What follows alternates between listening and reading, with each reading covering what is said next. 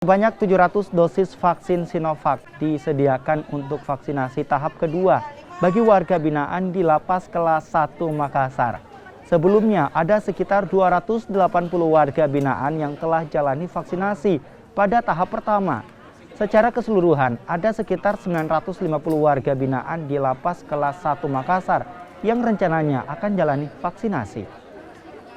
Kita berterima kasih kepada Kementerian Kesehatan melalui Poltekkes Kesehatan Makassar, kemudian melalui Kantor Kesehatan Pelabuhan di Makassar, kemudian Pemprov Sulsel, Pemkap, dan Pemko Kabupaten yang TNI Polri dan selama ini sudah mensupport vaksin di lapas.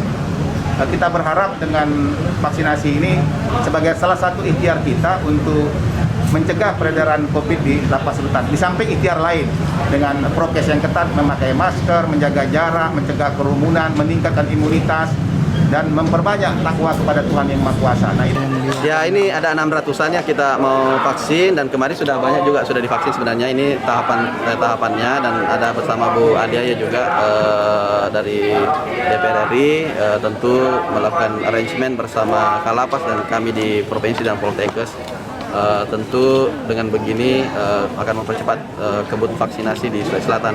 Mungkin bisa tanya-tanya boleh? Kalau untuk capaian vaksin di Sulsel, jadi capaian vaksin Sulsel itu sudah 26%. Sebenarnya dari barang yang diberikan ke kita itu sudah 80%. Karena ini kan capaian yang secara daripada vaksin yang di stok. Cuma untuk secara target itu sekitar 26% kurang lebih ya. Kita masih terus mengejar dan alhamdulillah sudah banyak yang dari pusat kita dikirimkan, baru datang juga. Jadi mudah-mudahan bisa dipenuhi keinginan masyarakat untuk vaksin dosis 1 ya.